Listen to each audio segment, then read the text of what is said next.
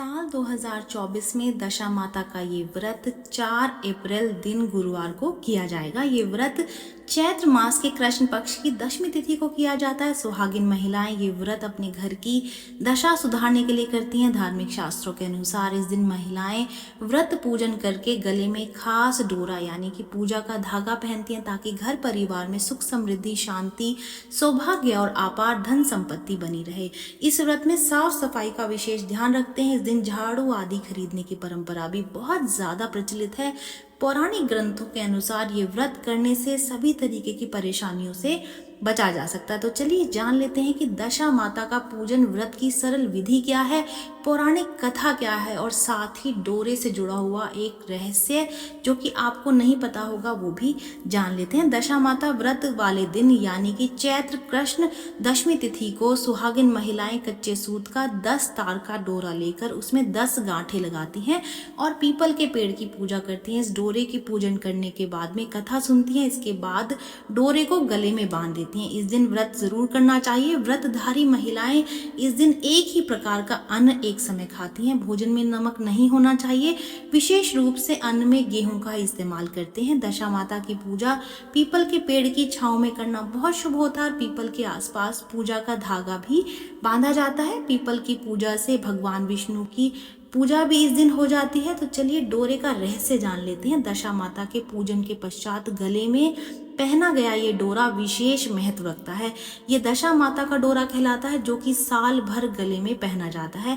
इस दिन सुहागिन महिलाएं दशा माता का पूजन और व्रत करने के साथ साथ इस डोरे की पूजा करके गले में बांध लेती हैं ताकि घर में निरंतर सुख समृद्धि बनी रहे। लेकिन यदि आप दशा माता का डोरा साल भर नहीं पहन सकती तो वैशाख महीने के शुक्ल पक्ष में किसी अच्छे दिन इसे खोल करके रखा जा सकता है। साथ ही अगर आप इस डोरे को किसी वजह से गले में नहीं पहन सकती तो आप इसको हाथ की अपनी कलाई में सीधे हाथ की खास करके आपको पहनना चाहिए। दशा माता की पौराणिक कथा इस प्रकार है। दशा माता व्रत की पौराणिक कथा के अनुसार प्राचीन समय में राजा नल और दमयंती रानी सुखपूर्वक राज्य करते थे। उनके 2 पुत्र थे। उनके राज्य में प्रजा सुखी और संपन्न थी। एक दिन की बात है, उस दिन होली दशा थी। एक ब्राह्मणी राजमहल में आई और रानी से कहा दशा का डोरा ले लो। बीच में दासी बोली, हे रानी साहिबा, आज के दिन सभी सुहागिन महिलाएं दशा माता की पूजन और व्रत करती हैं तथा इस डोरे की पूजा करके गले में बांधती हैं जिससे अपने घर की जो सुख समृद्धि है वो बनी रहती है और साथ ही सारी परेशानियां दूर हो जाती हैं। इसलिए रानी ने ब्राह्मणी से डोरा ले लिया और विधि अनुसार पूजन करके गले में बांध लिया। कुछ दिन के बाद राजा नल ने दमयंती के गले में डोरा बंधा हुआ देखा। राजा ने पूछा, इतने सोने के गहने पहनने के बाद भी आपने डोरा क्यों पहना हुआ है? रानी कुछ कहती इससे पहले ही राजा ने डोरे को तोड़कर जमीन पर फेंक दिया। रानी ने उस डोरे को जमीन से उठा लिया और राजा से कहा, ये तो दशा माता का डोरा था, आपने उनका अपमान करके अच्छा नहीं किया। जब रात्रि में राजा सो रहे थे तब दशा माता उनके सपने में बुढ़िया के रूप में आई और राजा से कहा, हे राजा, तेरी अच्छी दशा जा रही है और बुरी दशा आ रही है, तूने मेरा अपमान करके अच्छा नहीं किया। ऐसा कहकर बुढ़िया यानी कि दशा माता अंतर्ध्यान हो गई। अब जैसे तैसे दिन बीतते गए वैसे वैसे कुछ ही दिनों में राजा के ठाट बाट हाथी घोड़े लव लश्कर धन धान्य सुख शांति सब कुछ नष्ट होने लगे। अब तो भूखे मरने का समय तक आ गया। एक दिन राजा ने दमयंती से कहा, तुम अपने दोनों बच्चों को लेकर अपने मायके चली जाओ। रानी ने कहा, मैं आपको छोड़कर नहीं जाऊंगी, जिस प्रकार आप रहेंगे उसी प्रकार मैं भी आपके साथ रहूंगी। तब राजा ने कहा, अपने देश को छोड़कर दूसरे देश में चले जाते हैं, वहां जो भी काम मिल जाएगा वही काम कर लेंगे। इस प्रकार नल दमयंती अपने देश को छोड़कर चल दिए। चलते चलते रास्ते में भील राजा का महल दिखाई दिया। वहां राजा ने अपने दोनों बच्चों को अमानत के तौर पर छोड़ दिया। आगे चलते तो रास्ते में राजा के मित्र का गांव आया। राजा ने रानी से कहा, चलो हमारे मित्र के घर चलें। मित्र के घर पहुंचने पर उनका खूब आदर सत्कार हुआ और पकवान बनाकर भोजन कराया। मित्र ने अपने शयन कक्ष में उनको सुलाया। उसी कमरे में मोर की आकृति की खूंटी पर मित्र की पत्नी का हीरे जड़ा कीमती हार टंगा हुआ था। तब मध्य रात्रि में रानी की नींद खुली तो उन्होंने देखा कि वह बेजान खूंटी हार को निगल रही है। ये देखकर रानी ने तुरंत राजा को जगाकर दिखाया और दोनों ने विचार किया कि सुबह होने पर मित्र के पूछने पर वो क्या जवाब देंगे, इसलिए यहाँ से इसी समय चले जाना चाहिए। राजा रानी दोनों रात्रि को ही वहां से चल दिए। सुबह होने पर मित्र की पत्नी ने खूंटी पर आकर के अपना हार देखा। हार वहां नहीं था। था।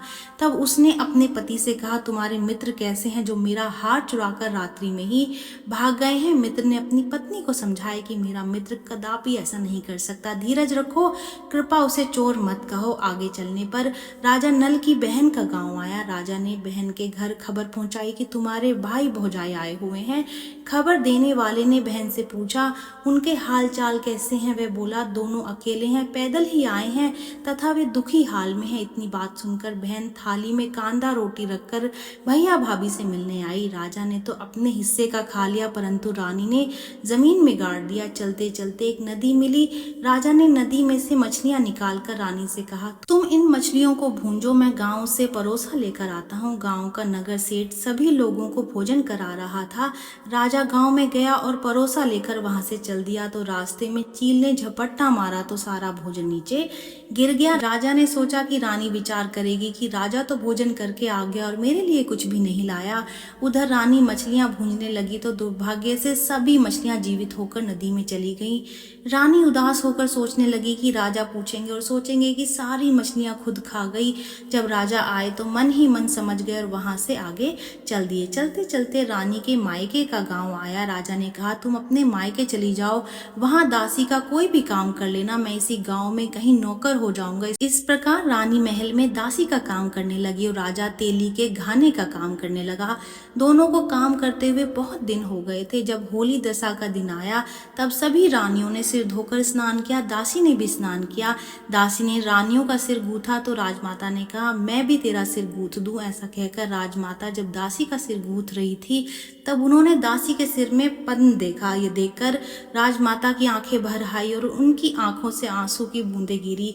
आंसू जब दासी की पीठ पर गिरे तो दासी ने पूछा, आप क्यों रो रही हैं। राजमाता ने कहा, तेरे जैसी मेरी भी बेटी है जिसके सिर में भी पद्मा था, तेरे सिर में भी पद्मा है। ये देखकर मुझे उसकी याद आ गई। तब दासी ने कहा, मैं ही आपकी बेटी हूँ, दशा माता के कोप से मेरे बुरे दिन चल रहे हैं इसलिए यहाँ चली आई। माता ने कहा, बेटी तूने ये बात हमसे क्यों छिपाई। दासी ने कहा, माँ मैं सब कुछ बता देती तो मेरे बुरे दिन नहीं कटते। आज मैं दशा माता का व्रत करूंगी तथा उनसे गलती की क्षमा याचना करूंगी। अब राजमाता ने बेटी से पूछा, हमारे जमाई राजा कहाँ हैं। बेटी बोली, वे इसी गांव में किसी तेली के घर काम कर रहे हैं।